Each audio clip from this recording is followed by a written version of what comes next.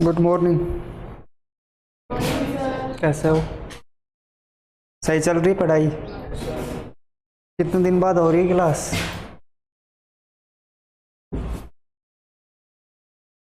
करें शुरू? भूल जाते हैं कहीं।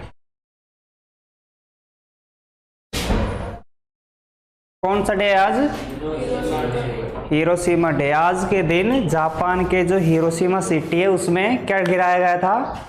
एटॉमिक बॉम्ब गिराया गया था। ठीक है, 6 अगस्त को हिरोशिमा पर और 9 अगस्त को नागासाकी पर। ठीक है, तो आज कौन सा डे है?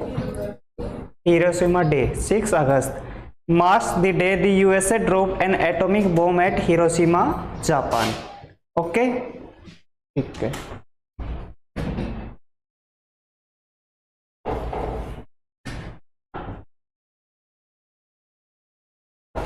क्वेश्चन देखो, किस राज्य के सीएम ने सोलर रूफटॉप इंस्टॉलेशन को समर्थन देने के लिए गोएम विनामूल्य वीज योजना है? ये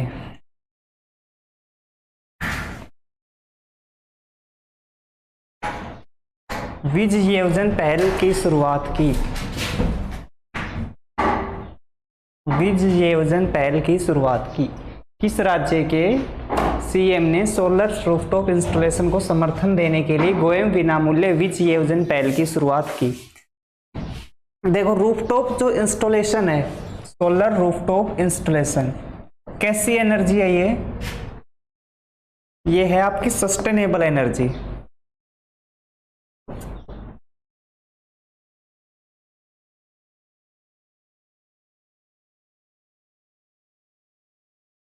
कैसी एनर्जी है ये?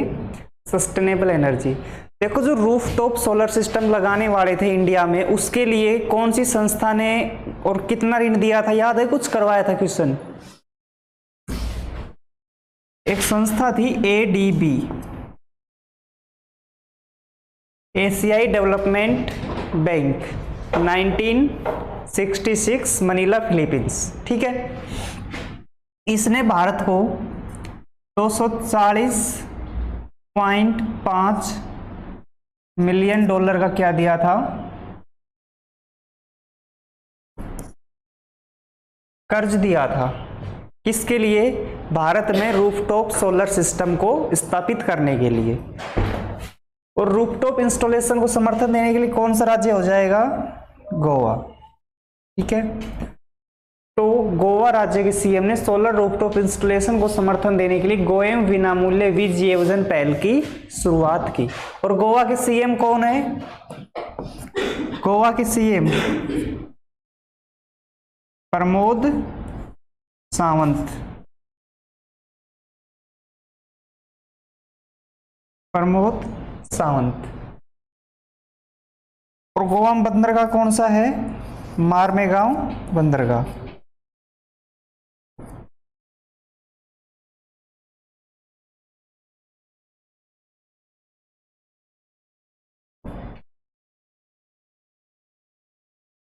ठीक है, तो गोएम विनामूल्य वीज योजना पहल की शुरुआत कौन सी स्टेट ने की?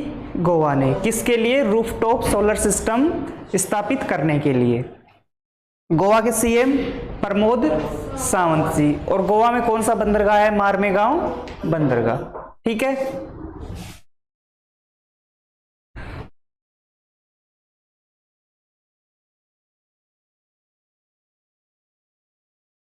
राष्ट्रीय आवासीय बैंक के एमडी के रूप में किसे नियुक्त किया गया? यानी कि राष्ट्रीय आवासीय बैंक का जो मैनेजिंग डायरेक्टर है उसको किसे नियुक्त किया गया? तो अपॉइंटमेंट का क्वेश्चन डायरेक्ट कर लो, संजय शुक्ला। संजय शुक्ला, तो संजय शुक्ला जी को राष्ट्रीय आवासीय बैंक के एमडी के रूप में नियुक्त किया गया। राष्ट्रीय आवासीय बैंक के एमडी के रूप में किसे नियुक्त किया गया? संजय शुक्ला।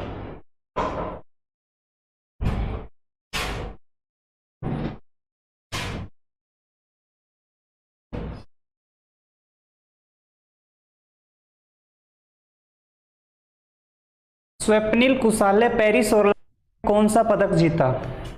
बता सकते हो? देखो, पेरिस ओलंपिक में भारत के अभी कितने पदक आए हैं अब तक?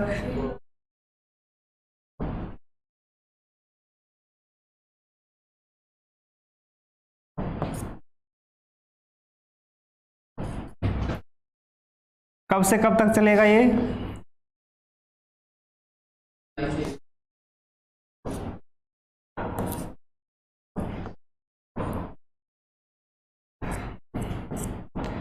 सबसे फर्स्ट मेडल कौन लेके आई थी?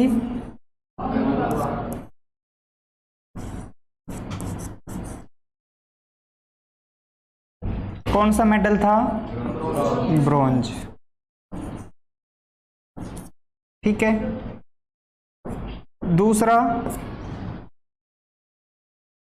दूसरा कौन लेके आया?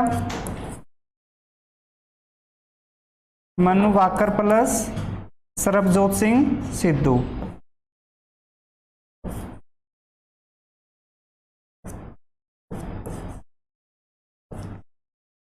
ये मिक्स टीम में लेके आए। ये भी कौन सा मेडल लेके आए? और तीसरा कौन लेके आया? स्वप्निल कुसाले।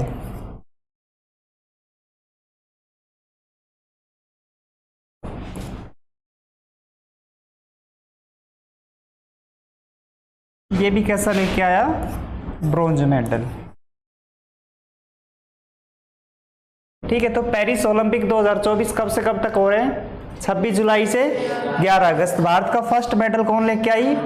मनु भाकर। Second Manu Bhaker plus Sarabjot Singh Sidhu. ये मिक्स टीम में थे और इन्होंने कैसा मेडल प्राप्त किया? Bronze medal.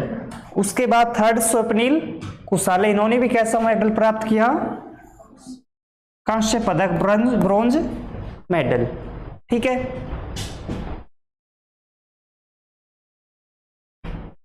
कौन सा एडिशन है पेरिस ओलंपिक का? ये पेरिस ओलंपिक का कौन सा एडिशन है? ये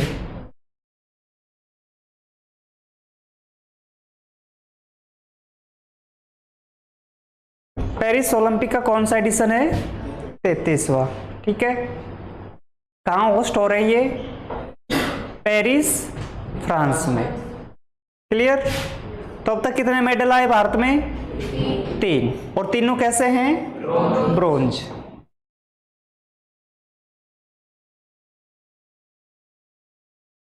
आरक्षण देने के लिए उप वर्गीकरण के संबंध में सुप्रीम कोर्ट के फैसले से कौन सी श्रेणी प्रभावित होगी? देखो,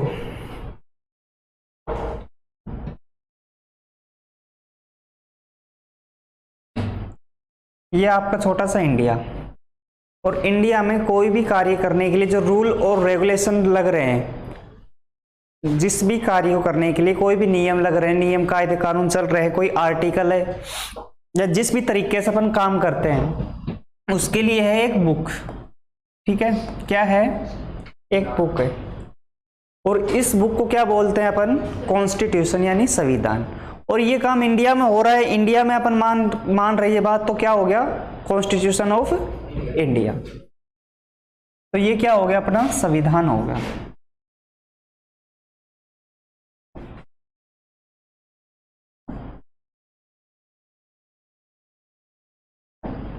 ये हो गया संविधान। अब जब संविधान पूर्ण रूप से लागू नहीं हुआ था, तब तक क्या था कि सभी श्रेणियां थी। श्रेणियां मतलब सभी लोग इक्वल नहीं थे, कोई ज्यादा गरीब था तो कोई ज्यादा अमीर भी था। लेकिन संविधान में क्या कर दी? इक्वलिटी की बात कर दी।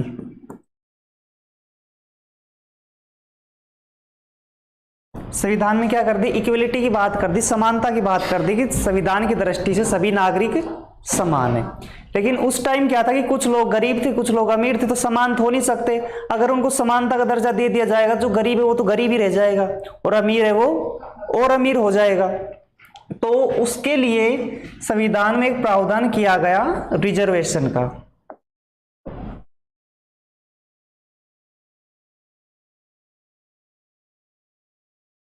संविधान में प्रावधान किसका किया गया?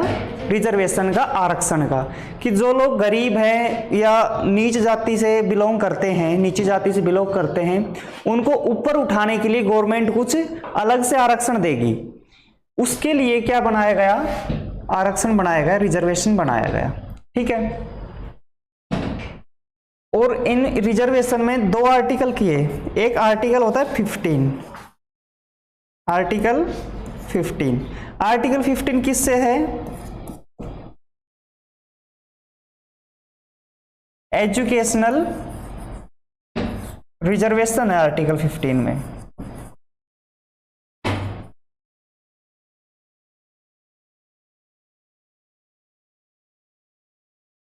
आर्टिकल 15 के क्लोज 4 में। और आर्टिकल 16 में गवर्नमेंट जॉब के लिए रिलैक्सेशन है। यानी कि आर्टिकल 15 में तो ये लिखा गया है कि कोई भी अगर शैक्षिकता प्राप्त करता है कोई भी नागरिक, तो उसके लिए आरक्षण तो है आर्टिकल 15 में। और लोक नियोजन में अवसर की समानता कोई लेता है तो उसके लिए आर्टिकल कौन सा है? 16 है। तो इस क्वेश्चन से ये पूछना चाह रहा है कि कौन सी जो डिवीजन है, कैटेगरी है, उसमें और भी अभी पार्ट होने बाकी है, सब डिवीजन होने बाकी है। देखो, जो SC ST के लोग हैं, ठीक है, उसमें ये तो नहीं है कि सारे गरीब हैं, कुछ हाई पोस्ट पे भी है, IAS IPS भी है, कोई जज भी बना बैठा है। तो उनके लिए किया गया है SC ST में कि अभी इसमें 3 कैटेगरी और बनाई जाएगी। यानी कि जो हाई पोस्ट पे हैं उनके परिवार को भी आरक्षण मिलेगा, तो फिर और ऊपर हो जाएंगे, उनको आरक्षण की कोई जरूरत नहीं, क्योंकि वो परिवार गरीब नहीं है, वो परिवार गरीब नहीं है, तो उनको आरक्षण की जरूरत नहीं है। तो ऐसे परिवार को डाल देंगे क्रीमी लेयर में।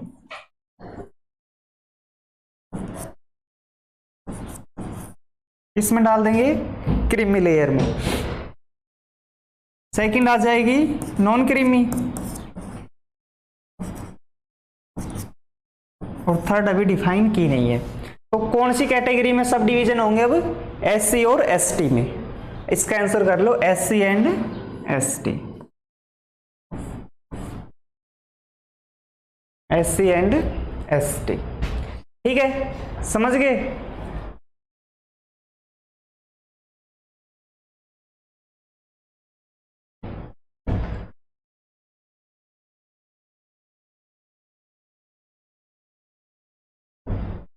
नेक्स्ट, ADB ने भारत में ठोस अपशिष्ट प्रबंधन और स्वच्छता में सुधार के लिए कितना ऋण स्वीकृत किया?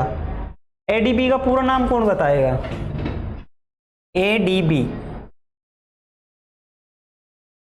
ADB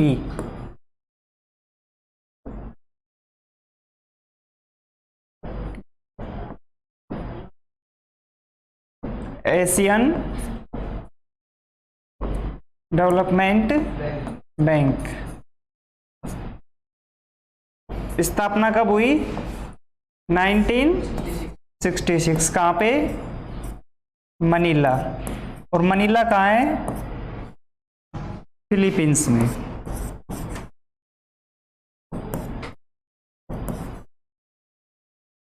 मनीला कहाँ है? फिलीपींस में। तो ADB ने भारत में ठोस अपशिष्ट प्रबंधन और स्वच्छता में सुधार के लिए $200 मिलियन ऋण स्वीकृत किया। $200 मिलियन जो ऋण है वो क्या किया? स्वीकृत किया। कितना? $200 मिलियन। 200 मिलियन डॉलर बिल जो है वो स्वीकृत किया। कौन सी संस्था ने? ADB ने, एशियाई विकास बैंक, एशियन डेवलपमेंट बैंक, जिसकी स्थापना हुई 1966 में और जिसका हेडक्वार्टर कहां पे है? Manila, Philippines.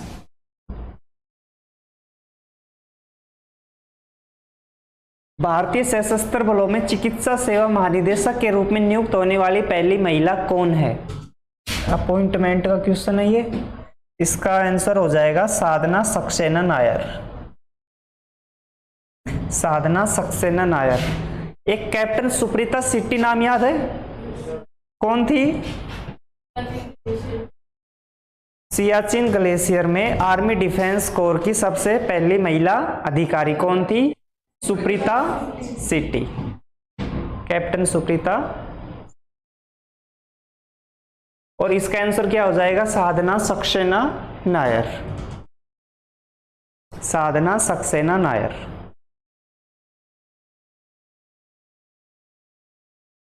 साधना सक्सेना नायर। –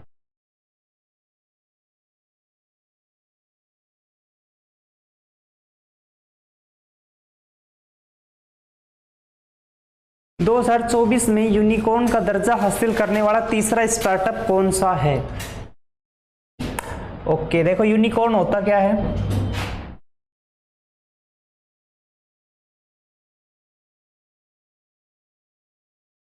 यूनिकॉर्न होता है ऐसी कंपनी जो एक साल का 1000 करोड़ का टर्नओवर क्या कर ले, कंप्लीट कर ले। यानी कि जिसकी जो टर्नओवर है ईयरली वो कितना हो जाए, 1000 करोड़, तो क्या बन जाता है, यूनिकॉर्न। तो 2024 का यूनिकॉर्न कौन सा बन गया, रैपिडो। ठीक है, 2024 का यूनिकॉर्न कौन बन गया, रैपिडो। कितने नंबर का, तीसरे नंबर का। ओके,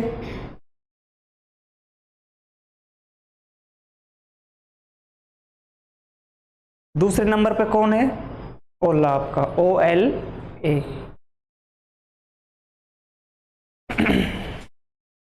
नेक्स्ट, किस देश को सप्लाई चेन काउंसिल का उपाध्यक्ष चुना गया? किस देश को सप्लाई चेन का काउंसिल का उपाध्यक्ष चुना गया? तो ये भी अपॉइंटमेंट का है, तो इसका आंसर हो जाएगा आपका इंडिया। इंडिया बोले तो भारत। तो इंडिया को सप्लाई चेन काउंसिल का क्या चुना गया, उपाध्यक्ष।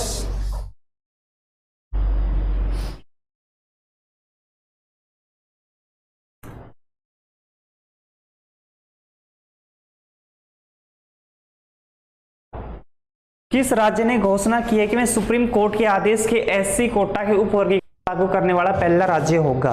अभी अपन ने पढ़ा, सुप्रीम कोर्ट ने क्या डिफाइन कर दिया कि SC और ST की सब डिवीजन बनाई जाएगी।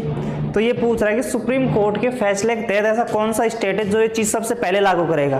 भाई सेंट्रल गवर्नमेंट कुछ कहेगी तो स्टेटों में लागू होगा, तो ये पूछ रहा है कि कौन सा स्टेट सबसे पहले उस चीज को लागू करने वाला है। तो उसका आंसर हो जाएगा आपका कर्नाटक के नीचे वाला तेलंगाना। ठीक है, क्या हो जाएगा, तेलंगाना। तेलंगाना ऐसा पहला स्टेट होगा जो SC और ST कैटेगरी की सब डिवीजन बनाएगा और उसको अपनी स्टेट में लागू करेगा। तो तेलंगाना राज्य ने घोषणा की है कि मैं सुप्रीम कोर्ट के आदेश के SC कोटा के उपवर्गीकरण लागू करने वाला देश का पहला राज्य होगा।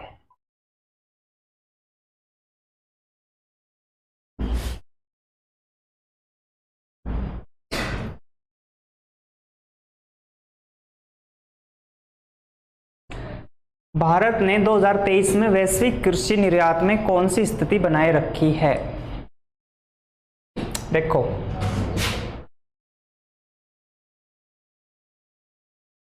दो 2022 में भारत ने एग्रीकल्चर पर खर्च किए $55 मिलियन।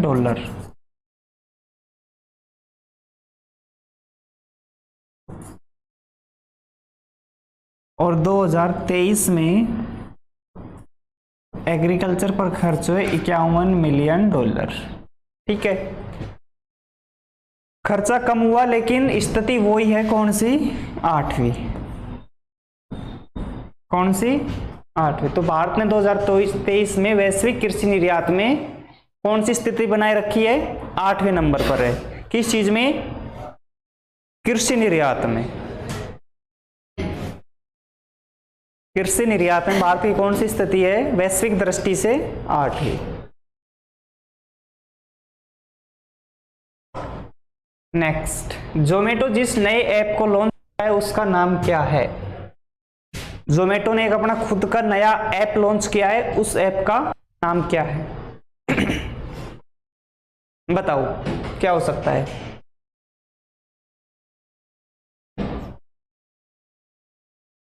भाई जोमेटो अब लोकल फूड भी पहुंचा रहा है आपके पास। जैसे भाई आपको मथुरा के पेड़े, आप जोमेटो से मथुरा के पेड़ ऑर्डर करोगे तो मथुरा के पेड़े आएंगे, ये नहीं कि जोधपुरी मिष्ठान भंडार के आ गए। ठीक है, उसके बाद जोमेटो एक नई चीज और कर रहा है कि आप खाने के साथ साथ फिल्म भी देख सकते हो। ठीक है, तो आप, उन्होंने अपना नया ऐप लॉन्च किया है, उस ऐप के माध्यम से अगर आप उनको ऑर्डर देते हो तो वो आपको फ्री में एक मूवी भी दिखाएंगे। ठीक है, तो उस ऐप का नाम क्या है? डिस्टिक।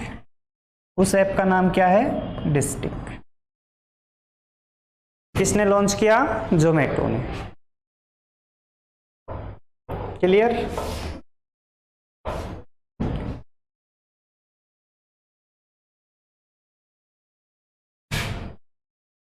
इस संस्थान ने MEITY द्वारा वित्तपोषित परियोजना NNETRE के तहत स्वदेशी सेवा प्रौद्योगिकियों को उद्योग में स्थानांतरित किया।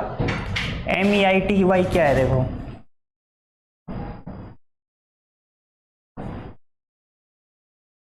ये है ministry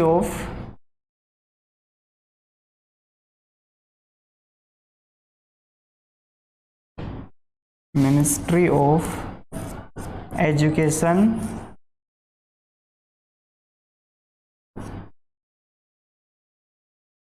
and information technology.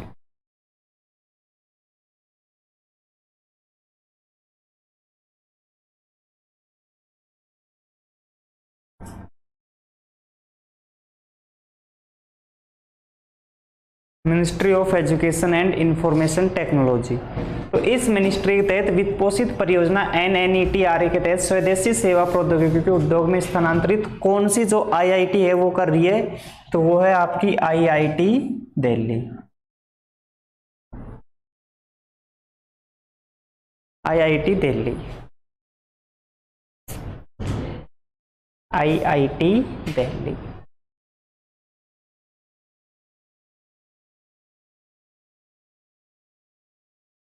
Clear?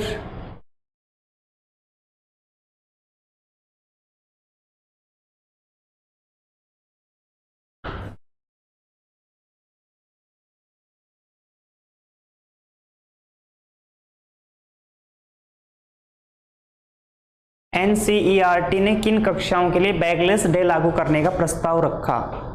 NCERT क्या होती है? NCERT है आपकी, NCERT बनी कब थी? 1961 में। ठीक है, ये है, इसका पूरा नाम है national council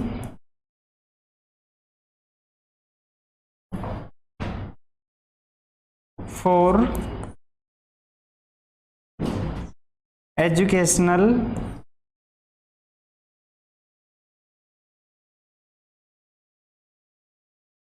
and research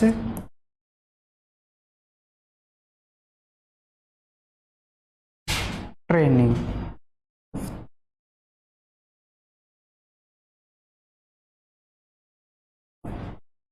national council for educational and research training, NCERT का उद्देश्य क्या है? बच्चों को मूलभूत पाठ्यक्रम प्रदान करना। जैसे जो आपकी बुक्स है वो किसके थ्रू आती है? NCERT के थ्रू। तो ये बोल रहा है कि NCERT ने किन कक्षाओं के लिए बैगलेस डे लागू करने का प्रस्ताव रखा? तो वो रखा क्लास 6 to 8, क्लास 6 से 8वीं तक के बच्चों के लिए बैगलेस डे लागू करने की मुहिम स्टार्ट की NCERT ने। कितने दिन? 10 दिन। कितने दिन? 10 दिन।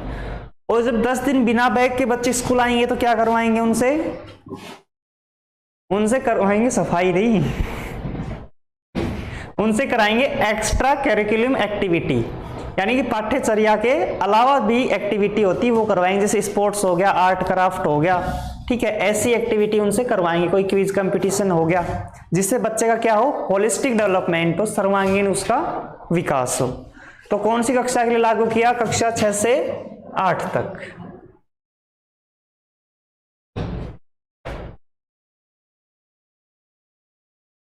इस वर्ष 30 जून तक आयुष्मान भारत प्रधानमंत्री जन आरोग्य योजना के तहत आयुष्मान कार्ड बनाए गए हैं। ये पूछ रहा है कि 30 जून तक आयुष्मान भारत प्रधानमंत्री जन आरोग्य योजना के तहत टोटल कितने कार्ड बन चुके हैं? कब तक?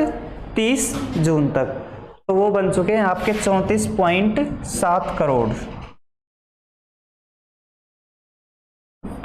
34 करोड़ 30 जून तक 34 करोड़ आयुष्मान कार्ड बन चुके हैं, 34.7 करोड़।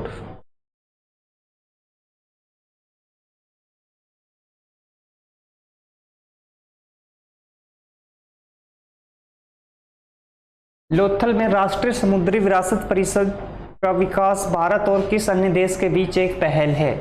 लोथल कहाँ है? गुजरात। तो गुजरात में समुद्री विरासत यानी कि जो हेरिटेज परिसर है समुद्र का, उसका विकास करने के लिए भारत ने किस देश के साथ समझौता किया है? वियतनाम के साथ। किसके साथ समझौता किया है? वियतनाम। ठीक है, मेरे को ये बताओ बायोडायवर्सिटी डे कब मनाया जाता है? जैव विविधता दिवस। जैव विविधता दिवस, जैव विविधता दिवस। मोहित, सबसे ज्यादा जैव विविधता कहां पाई जाती है इंडिया में? इंडिया में, भारत में? जंगलों में। जंगलों में कौन से जंगलों में? और वर्ल्ड में कहां पाई जाती है सबसे ज्यादा? अमेजन के जंगलों में। और इंडिया में पश्चिमी घाट पे, वेस्टर्न कोस्ट पे। ठीक है, रिवीजन कर लें। और बायोडायवर्सिटी डे कब मनाया जाता है? 22 मई।